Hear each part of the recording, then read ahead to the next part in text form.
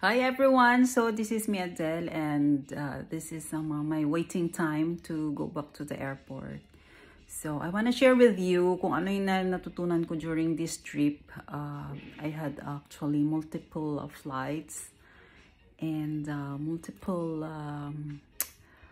hotel and accommodation. So what I've learned to this trip is that when the airline says 7 kg, you should bring 7 kg. Yan. So, ngayon bumili ako ng maliit na for my next trip.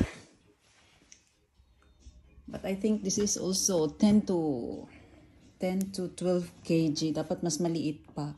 Kasi pagka malaki ang bag, kahit sabihin mong 7 kg, pupunuin mo talaga yan. So, it will be heavy. At pag sinabing 7 lang, wag na sumobra kasi magbabayad ka talaga. So, I don't know how, ngayon, I have 30 kg naman and 7 for hand carry. So, I will be taking this white as a hand carry and this 2 for check-in.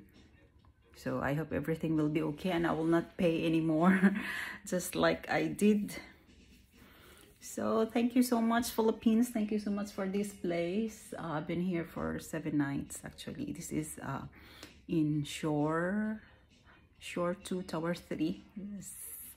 And the place is great. Malapit lang sa Mall of Asia and aside from that mayroon na silang around here, mayroon na silang mga clinics, salon and other things. Wala lang dito, hindi ko nakita dental clinic, pero mayroon mga supermarket and sa gabi, sa hapon mayroon silang like mga ihaw-ihaw, mga stalls, different kinds of, pero karamihan dito Chinese shops, right? Chinese restaurants. Mayroon Korean, mayroon Singaporean around there and amazing place kasi residential siya. So no worries kahit 24 hours ang supermarket. The only thing I can say is that around here there is such annoying smell.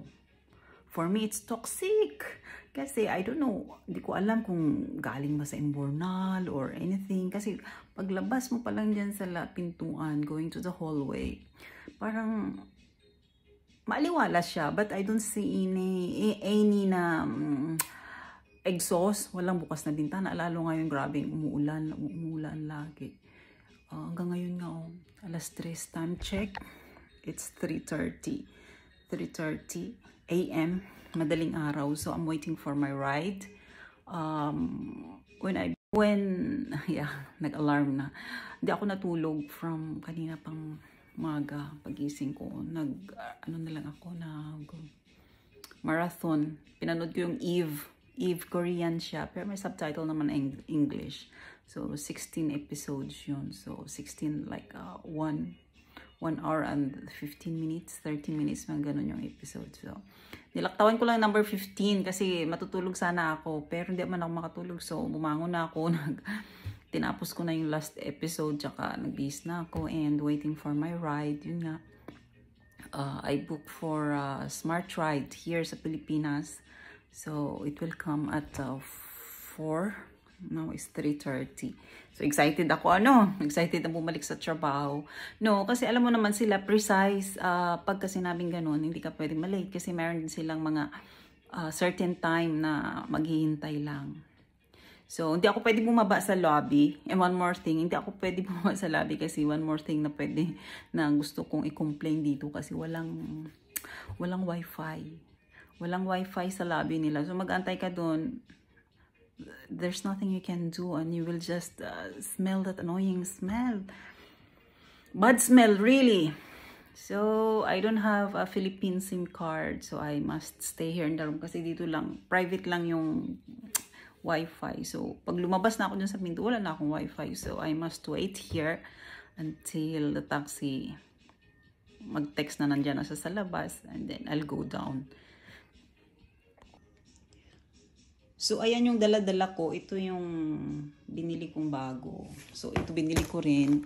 So, ito lang yung bagahe ko talaga na dapat 7 kg lang kasi I have multiple, international flights.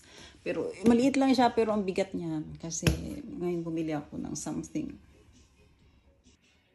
So ayun, thank you, and I have learned a lot during this trip, and nauna na doon talagang no, never underestimate kung ano yung rules and regulation ng flights. Diba? So, how's my hair? Flex natin ang hair.